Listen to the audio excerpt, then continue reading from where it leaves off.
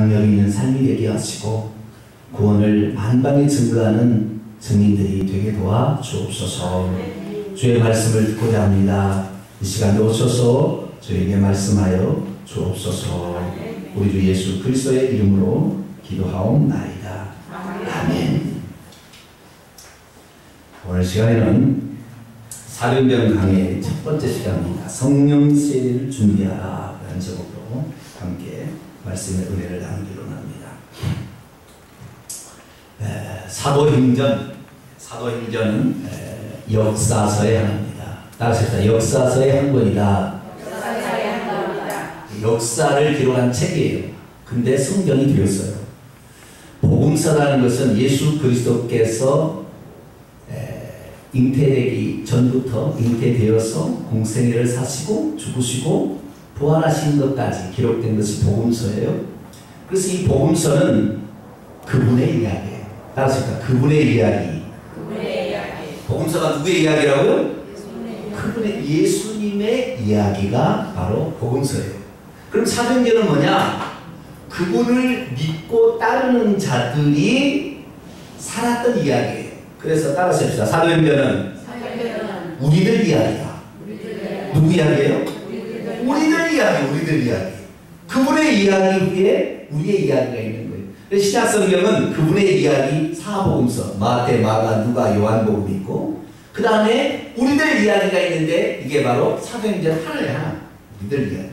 사도행전은 28장으로 되어 있는데 28장에 사도 바울이 2년 동안 로마에 감옥에 있으면서 복음을 증거하고 있다라고 그냥 끝났어요. 죽었다는 말이 없고 그냥 하고 있다 이렇게 되어 있어요. 그래서 사도행전 29장은 누가 써가야 될까요? 우리가 써야 돼요. 아시겠죠? 그것은 아직 안 써졌어요. 천국 가면 우리들이 쓴 이야기가 책 한 권으로 나와야 됩니다. 할렐루야. 우리들의 인생을 되돌아봤더니 먹고 자고 쌌다. 그것만 나오면 되겠어요? 안 되겠어요? 안 되죠. 네? 그럼 그 안에 뭐가 들어가야 되겠어요? 네? 그 안에는 뭐가 들어가야 돼요?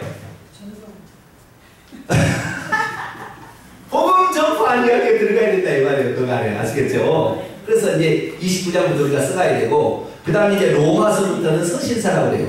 그것은 이 바울이나 다른 사도들이 교회에 보낸 편지예요. 편지가 성경책이 된 거예요. 아시겠죠? 로마서부터 이 유다서까지는 전부 편지.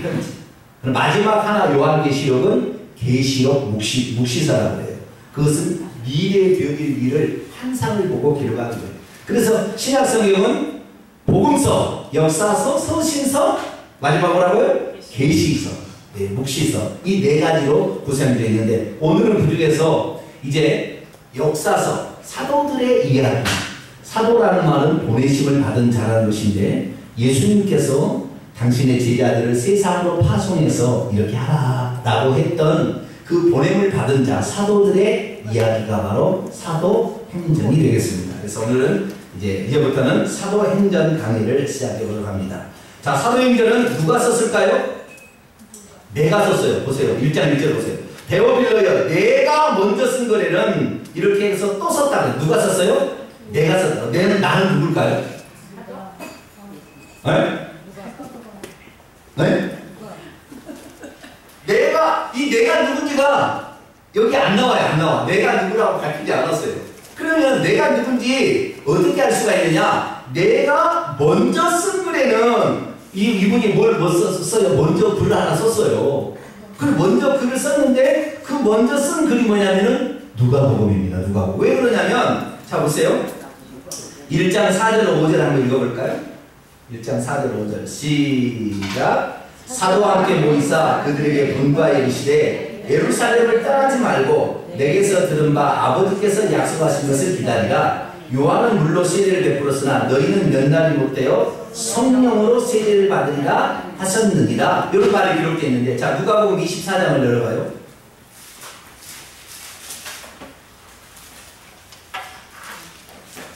누가복음 24장 49절입니다. 49절. 누가복음 24장 49절 있습니다. 시작. 볼지어다 내가 아버지께서 약속하신 것을 너희에게 보내리니 너희는 위로부터 능력으로 입혀질 때까지 이 성에 머물라. 이 성은 어디요? 예루살렘에. 예루살렘에 성령을 받을 때까지 예루살렘에 머물라고 그랬는데 누가복음에도 똑같은 이야기를 하고 있어요. 다시 사도행전 1장 넘어옵니다. 이 편지를 누구한테 쓰고 있냐면 이것은 행전인데 보고 형식으로 쓰고 있는데 데오빌로여이라고 쓰고 있죠. 자, 누가복음 1장으로 넘어가요. 누가복음 1장.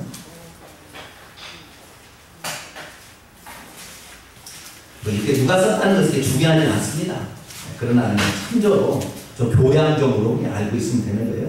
자, 누구에게 썼느냐? 자, 누가복음 1장 1절부터 4절까지 한번 읽어봅니다. 누가복음 1장 1절 4절 시작. 우리 중에 이루어진 사실에 대하여 처음부터 목격자와 말씀에 일꾼된 자들이 전하여준 그대로 내력을 저술하려고 붓을 든 사람이 많은지라. 그 모든 일을 근원부터 자세히 미루어 살핀 나가 누구예요? 누가요? 나도 데오빌로 각하에게 차례대로 써보내는 것이 좋은 줄 알았노니 이는 각하가 알고 있는 말을 더 확실하게 하려 함이라. 이 데오빌로 각하라는 명령을 쓰는 것은 우리가 좀 높은 고위가 우리나라에서 대통령 각하 그러잖아요. 네, 대통령 각하 그러는데 그 뜻이 로마의 상당히 귀족 고급 관리에게 편지를 써보냈는데 로마 이 고급 관리가 예수 그리스도를 믿는 사람인가 봐요. 그래서 그도 예수 그리스도를 믿고 알고는 있지만 보다 더 정확하게 확실하게 복음의 내용이 뭔지를 전하려고 쓴 것이 누가복음이에요. 그래서 이 누가복음은 이제 이 누가라는 사람이 써서 결국에 데오빌로 각하에게 보내줬는데 이것만이 아니라 한 번 더 쓰게 됐다는 거예요. 다시 사도행전 1장 넘어옵니다. 자, 데오빌로요. 똑같은 사람이 아시겠죠? 데오빌로요. 내가 먼저 쓴 글에 아까 먼저 쓴 글이 있었다는 거. 그 누가복음이죠? 무릇 예수께서 행하시며 가르치기를 시작하신 것도 그가 택하신 사도들에게 성령으로 명하시고 승천하신 날까지의 이 일을 기록했대요. 이게 바로 누가복음 1장부터 24장까지의 기록입니다. 그래서 이 누가복음의 기자가 누가고 사도행전의 기자도 누가예요. 그래서 사도행전은 누가복음의 속편이다. 또 누가복음 제2탄이다. 뭐 이렇게 얘기를 하기도 합니다. 어쨌든 연속적으로 이 누가가 썼는데요. 이 누가라는 인물에 대해서 우리는 조금 알 필요가 있습니다. 누가는 누구일까요? 네? 누가는 사도행전에 읽어보게 되면 사도행전에 크게 두 부분으로 나눕니다. 사도행전 1장부터 12장까지가 한 부분이고요. 13장부터 마지막 28장까지가 또 한 부분이에요.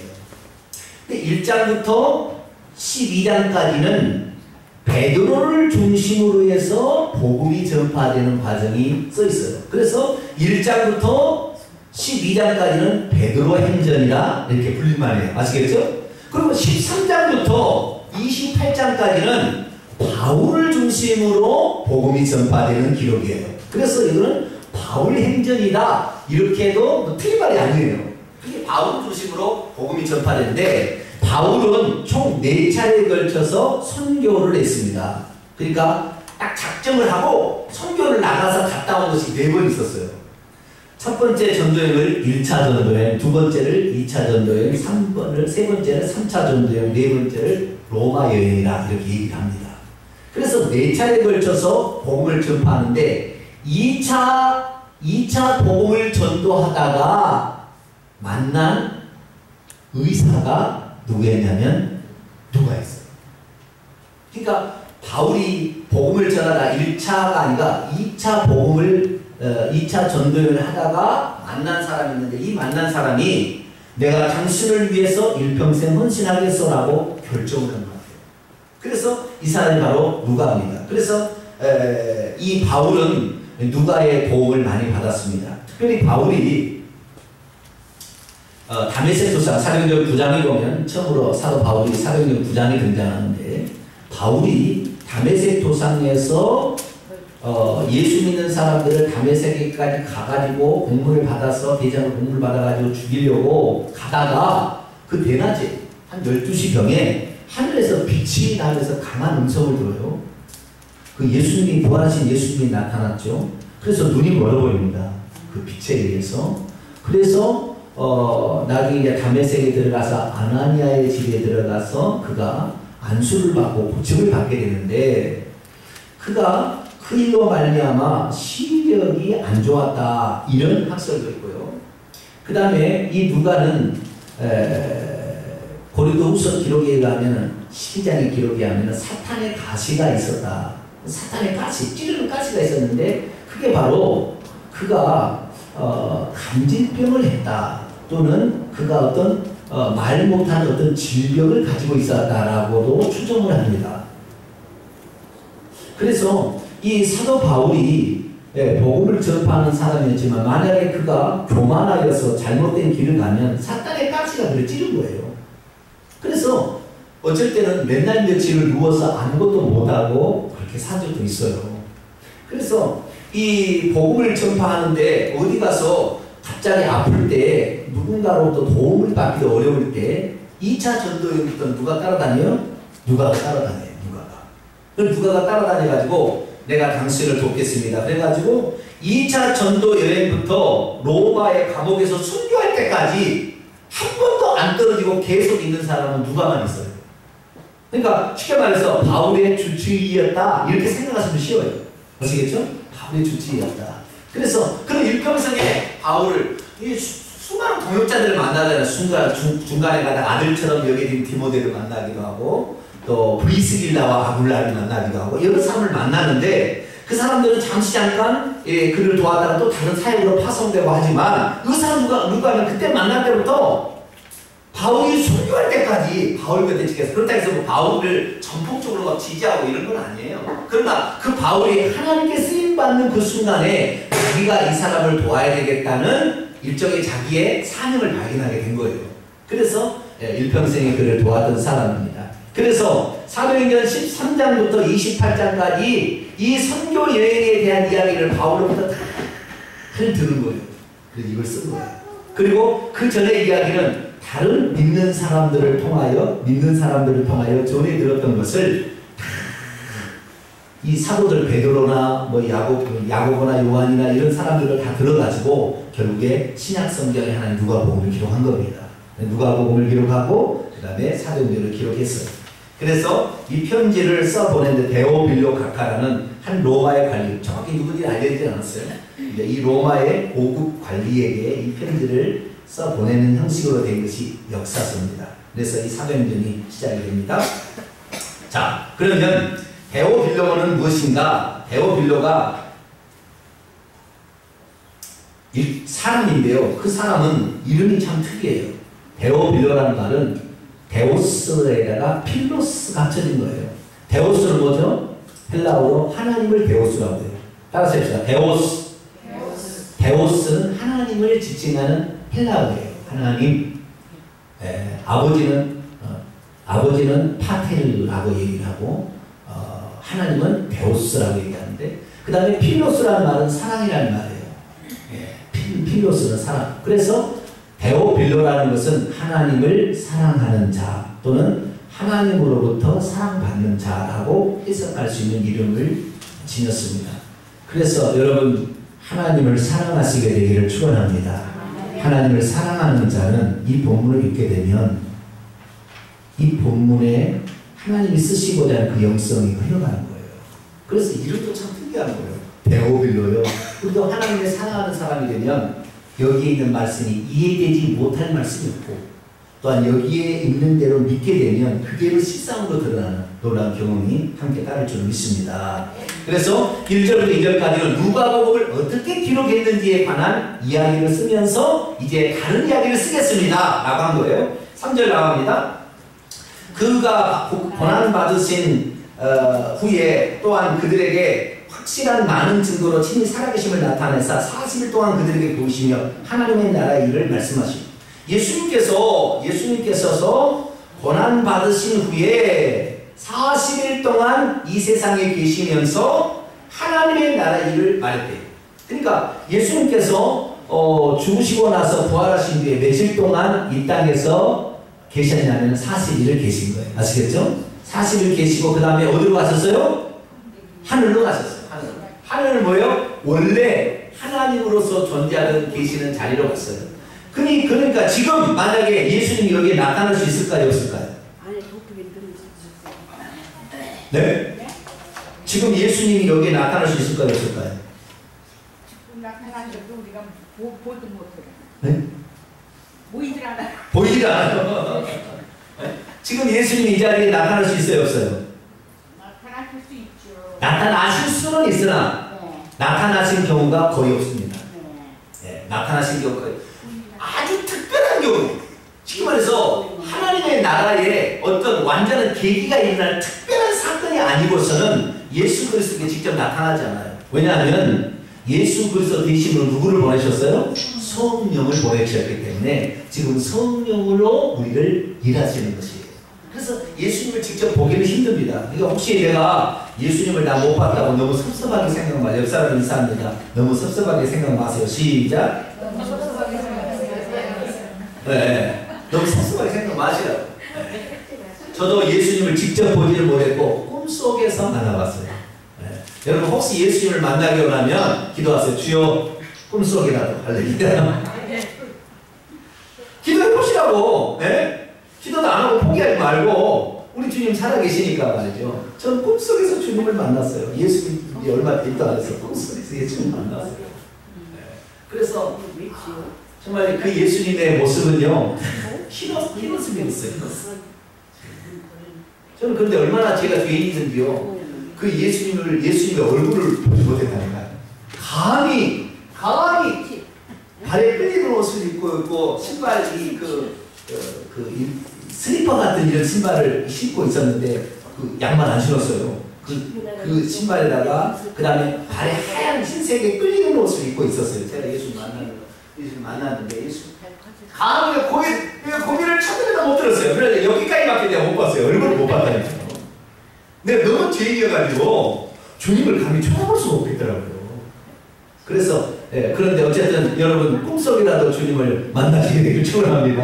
안 만난다 할지라도 성경에 보니까요 보지 못하고 믿는 자는 복되리 할렐루야. 예수님의 행하신 일이 성경에 기록되어 있으니까 이 성경 말씀을 믿으면 되는 거예요. 그래서 그 예수님께서 제자들은 이 12명의 제자들은 예수님하고 3년 반을 같이 산 거 아니에요. 근데 갑자기 그 사람이 떠나버리면 얼마나 허전하겠어요. 여러분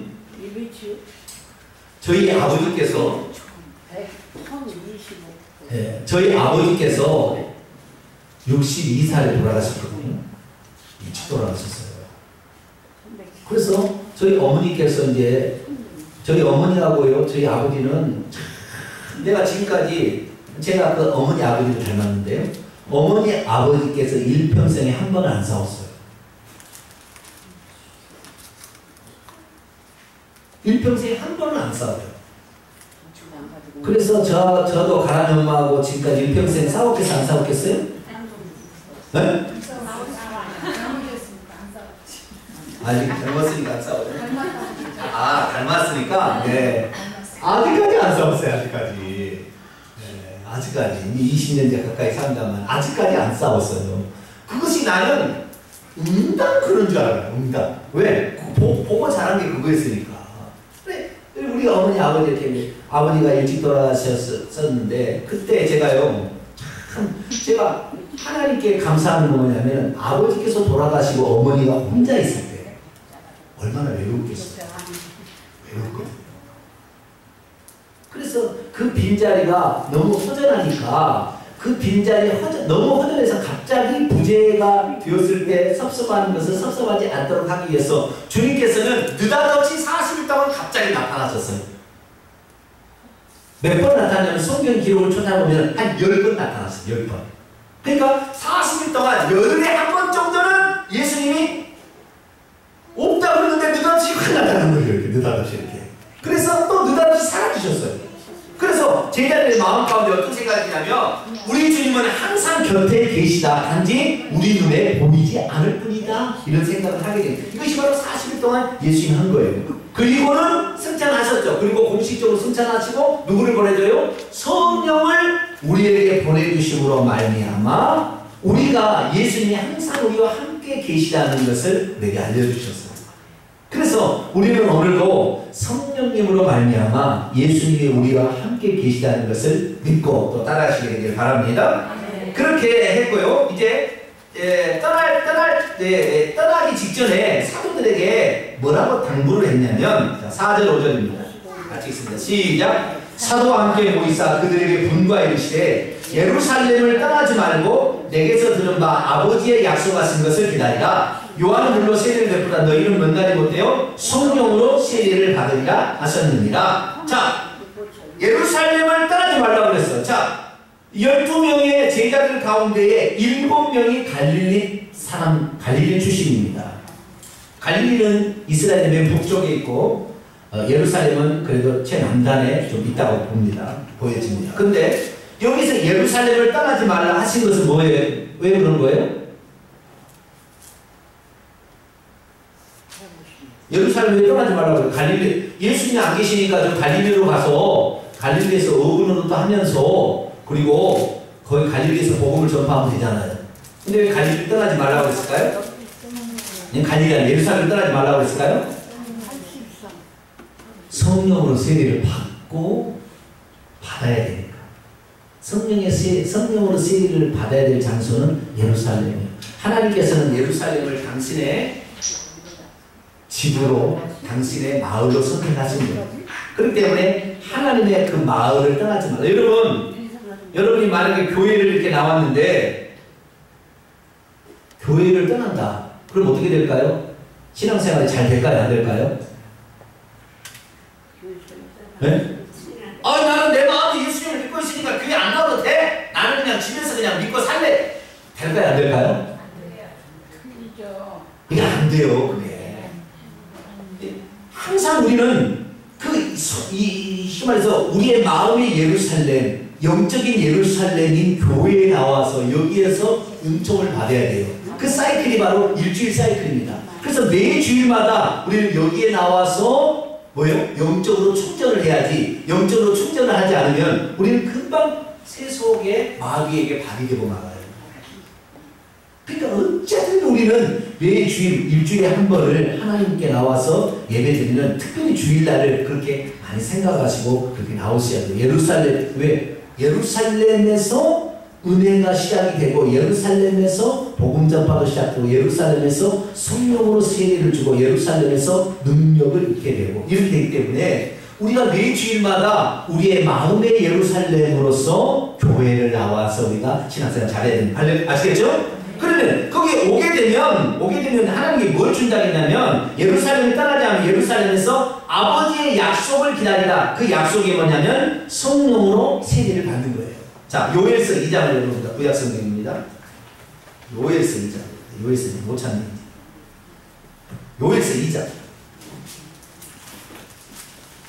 28절로 29절.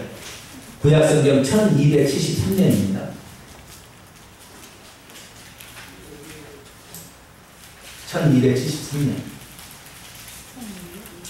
요엘서 2장 28절로 29절. 이게 아버지께서 여호와께서 이스라엘 백성에게 약속한 거예요. 이것은 예수님 오시기 830년경의 약속입니다.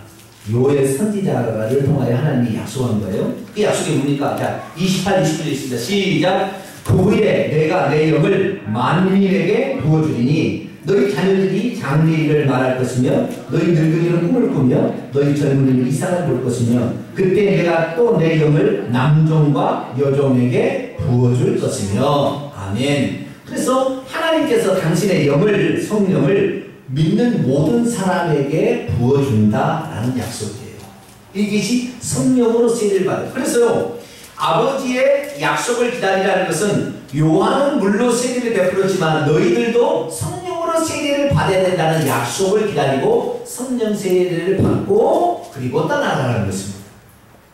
그러니까 매 주일마다 우리가 하나님께 나와서 이 영적으로 충전을 받지 않고 세상에 가면 마귀의 밥이 된다니까요. 그렇듯이 우리가 이 제자들도 성령으로 세례를 받기 전에 예루살렘을 떠나지 말라는 거예요. 아버지의 약속을 크게 두 부분으로 사람이 나누기도 합니다. 하나는 성령 자체를 말하기도 하고요. 하나는 성령 세례를 받으리라 그렇게 말하기도 합니다. 왜냐하면 아버지께서 성령을 보내주신다 라고 약속한 것도 있고 성령을 부어준다, 세례를 받게 한다 이렇게 말한 것도 있기 때문이죠. 자, 에스겔서 36장을 또 한번 볼까요?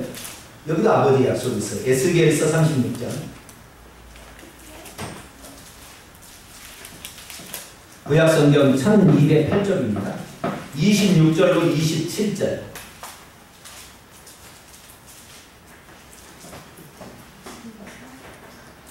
1208쪽에 있습니다. 구약성경. 에스겔서 36장 26절로 27절. 같이 읽습니다. 시작. 또 새 영을 너희 속에 두고 새 마음을 너희에게 주되 너희 육신에서 굳은 마음을 제거하고 부드러운 마음을 줄 것이며 또 내 영을 너희 속에 두어 너희로 내 율례를 행하게 하리니 너희가 내 규례를 지켜 행할지라. 아멘. 그 성령을 우리의 어디에 준다고요? 속에. 우리의 속에 준다라고 약속했어요.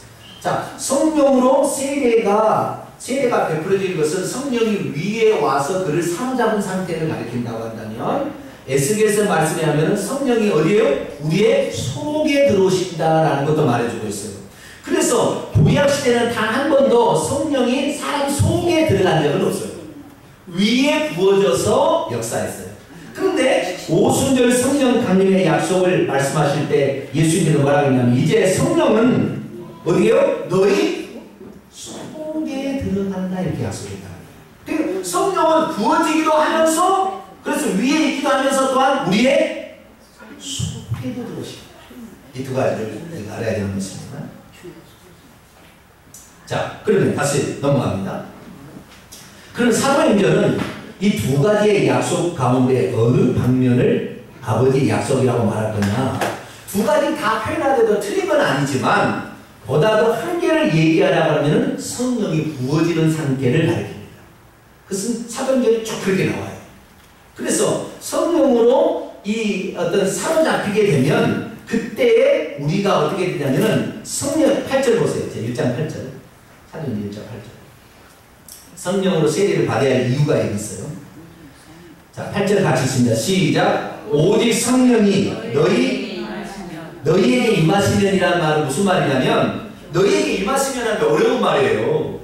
그것을 원문의 뜻으로 말하면 오직 성령이 너희 위에 내려오시면 어떻게 한다고요?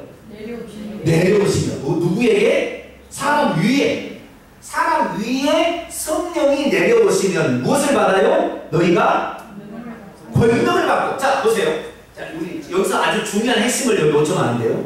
자, 성령께서 오순절날 그러니까 예수님께 내가 가서 성령을 보낸다고 승천하시잖아요. 그리고 성령을 보내주신데 딱 10일 차이가 있어요. 그래서 40일 동안 있고 10일 동안 간절히 기도했을 때 성령이 오순절날 내리게 되는데 그 성령이 오시게 될 때에 그 성령은 사람들 위에 부어진다 약속이 되어 있어요. 구약성경에 보니까. 뿐만 아니라 에스겔서 36장에 가면 우리의 속에도 들어오신다 이렇게 또 약속했다는 거예요. 자, 요한복음 14장을 또 읽어봅니다. 요한복음 14장을 넘어갑니다.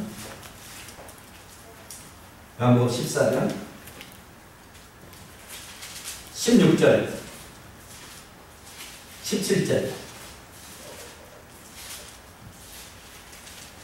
요한복음 14장 16절로 17절 같이 읽습니다. 시작. 내가 아버지께 구하겠으니 그가 또 다른 보혜사를 너희에게 주사 영원토록 너희와 함께 있게 하리. 여보세요. 또 다른 보혜사는 성령을 가리키는데 예수님께서 아버지께 구해서 또 다른 보혜사 성령을 우리 가운데 보내주다 했는데 그것은 우리와 영원토록 함께 있게 하기 위함이에요. 그럼 어떤 방식으로 함께 있느냐? 17절에 나와 있어요. 같이 읽습니다. 시작. 그는 진리의 영이라 세상은 능히 그를 받지 못하느니 이는 그를 보지도 못하고 알지도 못합니다. 그러나 너희는 그를 아나니 그는 너희와 함께 거하시며 또 너희 속에 계시겠습니다. 여기에 너희와 함께는 함께를 바꾸세요. 이렇게 너희 곁에 뭐라고요? 너희 곁에. 그다 바꾸시라고요. 너희 곁에 함께가 아니에요. 원문에 가면 너희의 곁에 머무시고 너희 속에 계시기 때문이다. 그러니까 예수 그리스도께서 요한복음에 의하면 성령을 보내주는데 그 보혜사 성령은 우리의 속에 들어오셔 가지고 예수님이 하신 일을 생각나게 하고 예수님을 구주로 믿게 하고 거듭나게 하고 그래서 예수님이 어떤 분이라는 걸 확실히 믿게 하는 거예요. 우리 속에 들어오신 성령은 뿐만 아니라 우리 위에 부어지는 성령 우리 위에 부어지는 우리 곁에 계시는 그 성령은 어떠냐면 이것이 오게 되면 뭐가? 뭘 받고? 능력을 받고 뭘 받아요? 능력을 받는 거예요. 능력을 받아가지고 복음을 전파하게 하는 거예요. 여러분 우리의 속에 계시는 성령으로 말미암아 예수님이 구주인 걸 알아도 능력을 받지 못하면 고난을 견딜 수가 없어요. 그래서 예수님 부인하는 겁니다. 그러면 어떻게 해서 우리는 성령으로 세례를 받게 되느냐? 그것은 기도하라고 했어요. 뭐 하라? 기도하라고 했어요. 그래서 성령으로 세례를 받는 방법은 다른 게 아니에요. 기도하는 거예요. 근데 우리가 하나님의 말씀을 듣게 되면 이 말씀을 우리 속에 들으신 성령께서 깨닫게 하심으로 믿음에 확실하게 해주지만 능력을 받지 않게 되면 담대함이 없어요. 그래서 고난을 두려워한다니까요. 그래서 예수님께서 이미 요한복음 20장에 가면 제자들에게 나타나서 숨을 내쉬며 성령을 받으라 라고 얘기했는데 그때 이미 바로 우리 속에 들어오신 성령을 그게 주신다는 것은 이미 되었어요. 그래서 이제는 성령으로 세례를 받아야 돼. 다시 말해서 물속에 풍덩 들어갔다 잠기며 물속에 잠기듯이 성령에 잠겨야만이 담대함이 생기는 거예요. 그러니까 이 성령으로 세례를 받지 못하면 담대함이 안 생겨요. 그래서 성령으로 세례를 받아야 됩니다. 성령으로 세례를 받으면 뭘 받기 때문에? 능력을 받기 때문에. 그러면 능력을 받는 이유가 뭐냐? 목적은 그 능력을 받는 데 있지 아니하고 1장 8절 보세요. 예루살렘과 온 유대와 사마리아와 땅끝까지 이르러 증인이 되도록 하기 위함이에요. 내가 오늘 전도를 못한다. 그러면 답은 하나예요. 뭐예요? 담대함이 없다. 담대함은 왜 없어요? 능력을 못 받았어. 능력을 왜 못 받았어요? 기도하지 않았어. 답은 거기에 있어요. 물론 다는 아닙니다. 100%라고 딱 무자르시 다닐 수는 없어요. 그러나 그것을 감안하셔야 돼요. 아시겠죠? 우리가 어떤 시련과 그 다음에 복음 전파할 때 그 사람이 나를 무안케 하는 것과 그 다음에 정말 나를 핍박하는 이런 것들을 견뎌내기 위해서는 성령이 우리에게 임해야 돼요. 제자들이 예수 그리스도를 믿고는 있었으나 성령 세례를 받기 전에는 무서워서 도망 다녔지만 성령으로 세례를 받은 다음부터는 무서워서 도망치는 것이 아니라 목숨을 내놓고 살더라고요. 목숨을 내놓고 살아요. 그게 증인이에요. 여러분 증인이라는 말과 순교하다는 말은 동일한 어원을 가지고 있습니다. 증인이 된다는 것은 내 목숨을 내놓는다는 거예요. 여러분 목숨 내놨어요? 목숨, 여기 보세요. 자, 목에 숨이 차오르는 것을 목숨이라고 그러죠. 모르세요? 목에 숨이 차오르는 걸 목숨이에요. 목에 숨이 차오르다가 더 이상 딱 끊어졌다. 그러면 목숨이 끊겼다라는 거잖아요. 그 목숨이, 목으로 숨을 사망, 이거예요. 아시겠죠? 목까지 숨이 차오르다. 이게 목숨이라는 게 목숨이라는 게. 그런데 마찬가지로 우리가 증인이 된다는 것은 죽음을 각오하는 거예요. 그러니까 복음의 증인이 되는 게 뭐냐? 내가 우리 성도들 보니까 우리 동탄영성 성도들은 어땠냐? 복음의 진리에 대해서는 우리 성도들만큼 많이 아는 사람 없을 거야. 다른 교회 얘기해보면 말 거예요. 그런데 목숨 걸고 복음을 증거하는 일에는 잘 안 해. 뭘 안 해서 그런 거예요? 기도 안 해서 그런 거예요. 답이 딱 나온 거예요. 아시겠죠? 아, 내가 기도를 안 했구나. 주일날 예배는 잘 나오는데 기도하라고 통성 기도하라고 하는 거냐? 기도 안 해. 그럼 어떻게 돼요? 졸음 마귀가 와서 확 잡아봐요. 통성으로 기도할 때는 말을 큰 소리를 내서 해야 됩니다. 아시겠죠? 터뜨려야 되는 거예요. 어둠이 다 우리를 감싸고 있거든요. 그 통성 기도하지 않는 사람이 성령의 은사와 능력을 받을 리가 없습니다. 능력이 안 나타난다니까요. 그러니까 우리가 통성으로 기도할 때는 큰 소리로 기도하세요. 아시겠죠? 우리 이유선 성도님처럼 너무 악을 쓰면 안 돼요. 물론 악을 쓸 때 있어요. 수도 있지만 그냥 통성으로 기도할 때 통성으로 기도해야 돼. 네? 통성으로 기도하다고 이렇게 목사가 얘기하는데도 나는 조용히 기도할래요. 그러면 누구 마귀가 와요? 졸음 마귀가 와가지고 졸음 마귀가 오는 게 아니라 잡생각 마귀가 와요. 누구 마귀가 와요? 잡생각 마귀가 와가지고 잡생각. 그래서 다른 사람의 기도가 듣다가 다 끝나버려 그냥. 좀 찌르는 게 있죠? 아, 찌르는 게 없나요? 다른 사람 기도만 듣다가 끝나. 그러지 말고 기도할 통성으로 기도할 때는 통성으로 성질하게 하나로 기도하는데 이 조용히 사모님이 더 크게 반주해줘. 저기 소리가 적으면은 통성으로 기도하다가 죽은도 조용히 오거든. 안 돼. 짱쪽에서 옆 사람 소리가 안 들리도록 해줘야 돼. 아시겠죠? 이 통성 기도. 그렇게 해서 우리가 능력을 받고 그렇게 해서 담대해져야 고난 앞에서 두려워하지 않냐고 복음을 증거하게 되고 고난을 받아도 감사할 그런 마음이 생기는 거예요. 할렐루야. 그런 게 없으면 진짜 어렵다니까요. 그래서 우리는 오직 어떻게 성령으로 어디 가기 전에 성령으로 세례를 받아야 돼. 성령 세례를 받으면 능력을 받게 하는데 능력을 받아서 능력을 자랑하는 것이 아니라 이 능력으로 복음을 전하게 합니다. 아시겠죠? 그래서 꼭 우리가 기도를 많이 하시게 되길 축원합니다. 자, 7절입니다. 7절 때와 시기는 아버지께서 자기의 권한에 주셨으니 너희 알 바 아니요. 이 소리는 왜냐하면 6절 때문에 그래요. 예수님께 제자들이 물어봤어요. 왜 물어봤냐면 예수님이 가시는 성령으로 세례를 준다 그러니까 성령이 오시게 되면 이스라엘 나라가 회복할 줄 알았어요. 자, 이스라엘 나라는 언제 망했냐면 이스라엘은 원래 통일왕국이었어요. 근데 우리나라처럼 남북으로 나눠져가지고 북이스라엘은 BC 722년에 예수님 오시기 722년 전에 망했고요. 남쪽 유다는 586년에 망했어요. 그래가지고 한 번도 독립을 못했어요. 계속 종속되어서 종국으로 남아있었던. 다시 말해서 우리나라가 한때 누가 정복했어요? 몽고에서도 정복한 적이 있었고 일본에서도 정복한 적이 있었잖아요. 몽고에서는 100년 이상을 지배했었고 그 다음에 여기 일본에서는 35년을 지배했잖아요. 그런데 우리나라는 일제가 35년을 지배한 다음에 독립했어요? 안 했어요? 독립했죠. 1948년에 우리가 독립을 한 거예요. 근데 독립을 하지 않냐고 일본이 우리나라를 지배했는데 일본을 또 다른 나라가 지배해버려 말미암아 그 나라에 또 종속국이 된 거예요. 그리고 지금 계속 이스라엘 나라였는데 맨 처음에는 바벨론 제국의 종속국이 되었다가 메대와 페르시아의 종속국 되었다가 그 다음에 그리스 헬라대의 종속국이 됐다가 지금 예수님 때는 로마의 종속국으로 있었던 거예요. 그런데 예수님께서 이제 예루살렘에 올라가시면 이스라엘 나라를 독립시켜가지고 독립국가로 만들 줄 알았더니 예수님 십자가에 죽으시고 뭐라 그랬냐?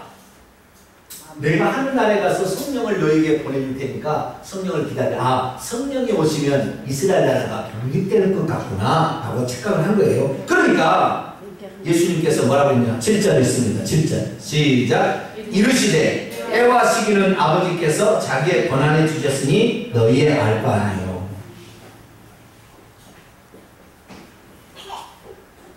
이스라엘이 독립하고 안 하고는 누구의 권한에 있다? 아버지의 권한에 있다.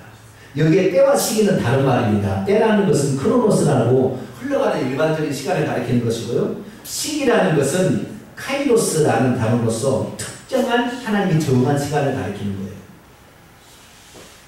자, 지금 하루에 24가지 시간이 흘러가고 있습니다. 이 흘러가는 시간은 내가 붙잡을 수 있어요? 붙잡을 수 있어요? 없어요? 붙잡을 수 없어요. 이 흘러가는 시간 속. 이 흘러가는 시간이요?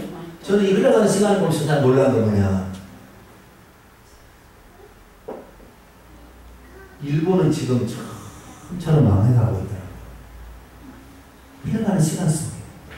제가 어렸을 때 박정희 대통령이 살아있을 때 새마을운동 새벽종이 울렸네 새아침이 밝았네 할 때마다 일본은요 하늘에서 하늘. 일본에 가면 밥솥 하나 사다 주면은 최고의 영광이었다니까. 일본에 있는 일제 선풍기 하나, 라디오 하나 사다 주면 최고였어요 그때. 얼마나 일제가 최고인 걸. 그때만 해도 일본이 전 세계를 지배하는 그런 시대였잖아요. 근데 지금은 일본의 그 제품 가운데 가장 유명한 제품이 소니잖아요. 전자제품. 지금 소니는 추락해서 거의 유명무실해 버렸어요.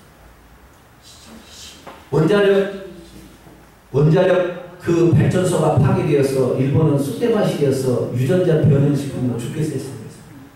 화산이 폭발해서 지금도 48개의 화산이 불불 끓고 있어요. 언제 폭발할지 몰라요.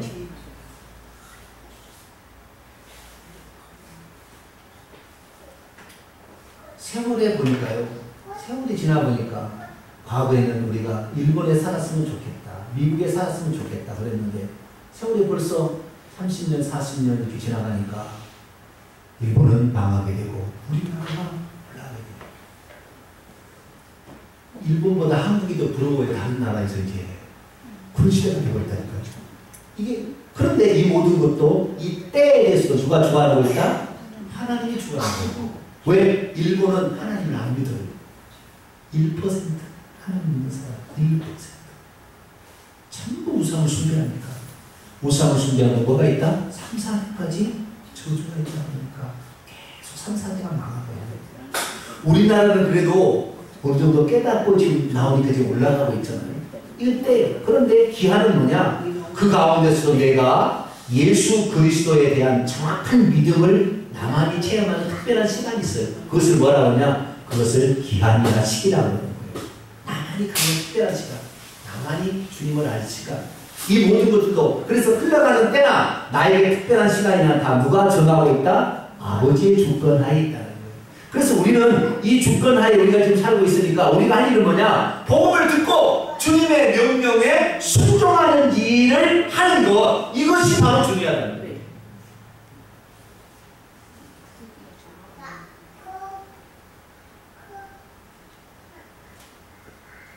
근데 우리는 지금 뭐 하고 있습니까?